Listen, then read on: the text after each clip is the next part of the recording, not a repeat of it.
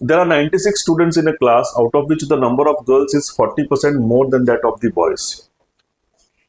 The average score of mathematics of the boys is 40% more than that of the average of the girls. If the average score in mathematics of all the students put together is 63, what is the average score of girls in mathematics? Again the same कि इसका कुछ average है, उसका कुछ average है, ऊपर कुछ quantity दे रखी है गर्ल्स और बॉयज की, तो एलिगेशन लगाना बहुत जरूरी है. तो गर्ल्स की 40% मोर देन बॉयज है, तो मैं यहां पर पहले गर्ल्स लिख लेता हूं और यहां बॉयज लिख लेता हूं. अब जहां तक क्वांटिटी का सवाल है मैं ऊपर लिखता हूं बिकॉज मैं एलिगेशन लगा रहा हूं. तो अगर गर्ल्स 100 है, बॉयज 100 है, तो गर्ल्स 140 होगी because they are 40% more than the boys. तो मैंने परसेंटेजेस का यूज कर लिया यहां पर. तो इनका जो रेशियो है वो 7:5 होगा. The ratio of number of girls to the number of boys is 7:5. The average score in mathematics of boys is 40% more than that of girls. मतलब अगर गर्ल्स का एवरेज स्कोर अगर 100 है तो इनका 140 है, ये दिया हुआ है. मतलब इनके एवरेज का जो रेशियो है वो 5:7 है. अब इन सब का जो एवरेज मिला के जो मिलता है वो मेरे को क्वांटिटी में 63 दे रखा है, और यहां पर मैं बोल लेता हूं कि लेट अस से इट इज के. तो इनका जो डिफरेंस है एवरेज का 7 माइनस के और k minus 5, because if 7 is more than k has to be more than 5. इनका जो रेशियो है 7 minus k upon k minus 5, this should be equal to the ratio of the quantities of boys and girls, which is 7:5. So 35 minus 5k is 7k minus 35. तो ये 70 हो गया, तो 70 equals to 12k. 70 equals to 12k. So जो k है वो 70/12 आ चुका है. तो ये जो k की वैल्यू है वो 70/12 है. अब 70/12 की वैल्यू कितनी दे रखी है मेरे को? 63 दे रखी है, which means I will divide this by 7. अगर 70/12 की वैल्यू 63 है, if I divide both the ratios by 7, 10/12 की वैल्यू 9 होगी, राइट? सो 10 की वैल्यू 12 into 9 होगी. अब मेरे को एवरेज स्कोर ऑफ गर्ल्स पूछा हुआ है, तो मेरे को 5 की वैल्यू पूछी है बिकॉज गर्ल्स का एवरेज 5 है ना. This is the girls average. तो 5 की अगर वैल्यू पूछी है तो इसको मैं 2 से डिवाइड कर दूंगा, that is 6 into 9 which is 54. तो average score of girls is 54. Understood? ये कॉन्सेप्ट क्लियर है. मेरे को सिर्फ जो दो क्वांटिटीज दे रखी है उनका जो रेशियो है उनके एवरेज के डिफरेंस का रेशियो के बराबर करना है, and then I have to equate it to whatever has been given to me as a quantity, and then our answer is perfectly all right. Let's move ahead. The average score in mathematics of 90 students in section A and section B of class X was 63. The number of students in A were 10 more than those in B. The average score of students in A was 30% more than that of students in B. The average score of students in B is. Same question है. तो मेरे पास एक section X है, एक class X है जिसमें section A है और सेक्शन B है. इसमें टोटल कितने स्टूडेंट्स हैं? 90 है. तो मैं बोलता हूँ सपोज X सेक्शन A में है, Y सेक्शन B में है. The number of students in A were 10 more than those in B. तो यहां पर अगर the number of students in section A, तो अगर ये Y है तो इसमें Y से 10 ज्यादा है, तो मतलब ये Y+10 होंगे, करेक्ट? विच मीन्स अभी अपने को यहां दोनों का क्वांटिटी मिल जाएगा, बिकॉज 2Y+10 इन दोनों की जो क्वांटिटी ऐड करूंगा वो 90 होती है. So 2y is 80, so y is 40. तो मतलब इसमें 50 स्टूडेंट होंगे और इसमें 40 स्टूडेंट होंगे, मतलब इनका जो रेशियो मेरे को मिल गया 5:4 है। तो students in section A and students in section B का रेशियो 5:4 है। अब क्या बोला है, the average score of student A was 30% more than that of student B. मतलब इसका अगर 100 है एवरेज, तो इसका 130 होगा।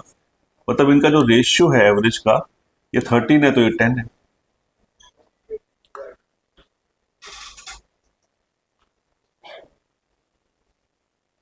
The average score of student A is 30 more than that of student B. The average score of students in B, मेरे को B का एवरेज निकालना है अभी। और मेरे को ऊपर एक दे रखा है कि average score of mathematics of section A and B of class X is 63। मतलब इनका जो ओवरऑल एवरेज है वो 63 है, ये दे रखा है मेरे को। तो सपोज इसको मैं के एज्यूम करता हूं कि उनका ओवरऑल एवरेज के हुआ। सो ये इससे बड़ा है तो मैं यहाँ 13 माइनस के लिख दूंगा और यहाँ के माइनस 10 लिख दूंगा, विच मीन्स इनके जो एवरेज का जो डिफरेंस है के माइनस 10 अपॉन 13 माइनस के should be equal to the ratio of the students, which is 5:4. 4k minus 40 is 65 minus 5k. इसको यहाँ लेके आऊंगा तो 9k is 105. तो k की वैल्यू कितनी हुई, 105 अपॉन 9। तो 105 अपॉन 9 मेरा इसकी वैल्यू हुई k की, जो मेरे को दे रखा है क्वांटिटी में 63। तो 3 से कर लेगा इसको डिवाइड। अगर 105 अपॉन 9 की वैल्यू 63 है तो 3 से करेंगे तो 3 3 ज़ा 9, ये 35 हो जाएगा, ये 21 हो जाएगा, ये और जाएगा 7 5 ज़ा 7 3 ज़ा, मतलब ये 9 को वहां लेके जाऊंगा तो 5 की वैल्यू 27 आ गई। इस कंपैरिजन से आई गॉट 5 का रेशियो का वैल्यू 27 है। The average score of student B पूछा है मेरे को, तो स्टूडेंट बी कितना है, यहाँ पर एवरेज कितना है स्टूडेंट बी का 10 है, तो 5 की वैल्यू 27 है तो 10 की वैल्यू उसकी डबल होगी, 54 होगी। क्या सम बनाया तुम लोगों ने अभिषेक, यार मजा आ गया। तीनों सम का answer 54 54 54। Excellent work done. But एक कॉन्सेप्ट समझ में आया आपको?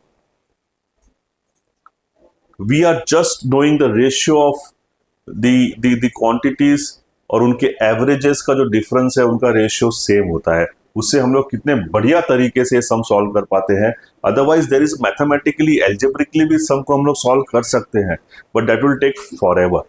इट इज ओके अगर आपने 10th ग्रेड 9th ग्रेड के स्कूल या बोर्ड एग्जाम्स दिए तो इसके लिए फाइन है, but you can not be affording this kind of those kind of calculations for any entrance test like MBA और BTech। तो आपको इन सब टेस्ट, इन सब कॉन्सेप्ट से बहुत ज़्यादा इक्विप होना चाहिए, एक्वेंटेड होना चाहिए, ताकि आप जो सम है वो अगर 5 मिनट लगता है तो उसको आप 50 सेकेंड में सॉल्व कर दो। Okay, let's go ahead.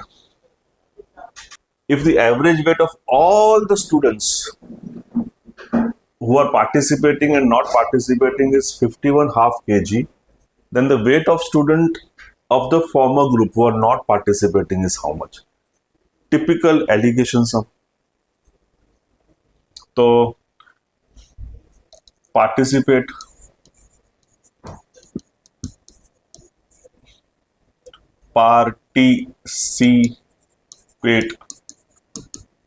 not participate, बरोबर लिखा है ना? थोड़ा इंग्लिश में सीखना पड़ेगा अपने को। टोटल 80 है and rest do not participate, तो बेसिकली 60% पार्टिसिपेट करते हैं। तो अगर 60% पार्टिसिपेट करते हैं तो 40% पार्टिसिपेट नहीं करते होंगे, करेक्ट? तो इनका जो एवरेज है वो 3:2 होगा, होगा कि नहीं होगा? क्लियर है? अभी मेरे को एक क्वांटिटी का जरूरत नहीं है बिकॉज मेरे को यहाँ का रेशियो मिल गया। The average weight of former group is 5% more than the latter. अभी मैं एवरेज की बात कर रहा हूँ, इनकी जो एवरेज वेट है, तो एवरेज वेट क्या है इनकी 5% मोर देन द लेटर। अगर इनकी 100 है तो इनकी 105 होगी। That's what is been given to me. तो इनका जो रेशियो है वो 21:20 का है, एवरेज का। और इन सब का जो एवरेज है, लेट अस से मैं के एज्यूम कर लेता हूं, वो है 51 1/2, सो 103/2 है। एवरेज वेट इन केजीज इतना दे रखा है मेरे को। अब मुझे पता है कि 21 माइनस के ले लूं इसका डिफरेंस, और इसका के -20 ले लूं, तो मुझे पता है कि इनका जो एवरेज का जो डिफरेंस है के -20 अपॉन 21 माइनस के, वो उनके क्वांटिटी का रेशियो के बराबर होगा जो 3:2 है। सो 2k -40 इज 63 माइनस 3k, तो 5k इज 103, तो k बन गया मेरा 103/5। तो ये जो k की वैल्यू है वो 103/5 है, जो रिप्रेजेंट करती है 103/2 kgs को। तो ये कट गया, मतलब 2 is representing 5 kgs, 2 is representing 5 kgs। अब पूछा क्या है, what is the average weight of former group. तो फॉर्मर ग्रुप का एवरेज कितना था, 21 था। तो अगर 2 5 kgs को रिप्रेजेंट कर रहा है, मेरे को 21 की वैल्यू निकालनी है, तो कितना होएगा 21 × 5/2, कितना होएगा, 2 को इससे डिवाइड करूंगा तो 10.5 बनेगा, बनेगा कि नहीं बनेगा। सो 10.5 × 5, 52.5 आंसर आएगा। मेंटली कर लिया मैंने, कैसे किया, 10 × 5 50, 0.5 × 5 2.5, 50 + 2.5 52.5। सो फॉर्मर ग्रुप का जो एवरेज वेट होगा वो 52.5 होगा। Very clear, fantastic. ये कैलकुलेशंस कैसे करने हैं उसके लिए आप मेरे को मेरी मेंटल मैथमेटिक्स के लेक्चर्स देखिए, उसमें मैंने सिखाया है कि how fast you can mentally calculate things up which are very necessary in competition exams, because वहां पर डेटा एनालिटिक्स होता है, लॉजिकल रीजनिंग होती है, लॉट ऑफ क्वेश्चंस और डेटा सफिशिएंसीज होते हैं जीमैट में जैसे, सो डेटा इंटरप्रिटेशन होते हैं, उसमें ये स्किल्स बहुत बहुत बहुत ज्यादा काम आती है। So just do not watch these lectures, make note of the concepts, practice the concepts. This will make sure that you will ace any competitive exams that you are doing. Don't take it lightly, and please follow and pursue your dream universities, your dream careers. So I hope you enjoyed the videos. If you have any doubts, please contact me on my WhatsApp channel, and please do not forget to subscribe on my YouTube channel. I'll keep on coming with more and more such videos. So all the best and have a nice day.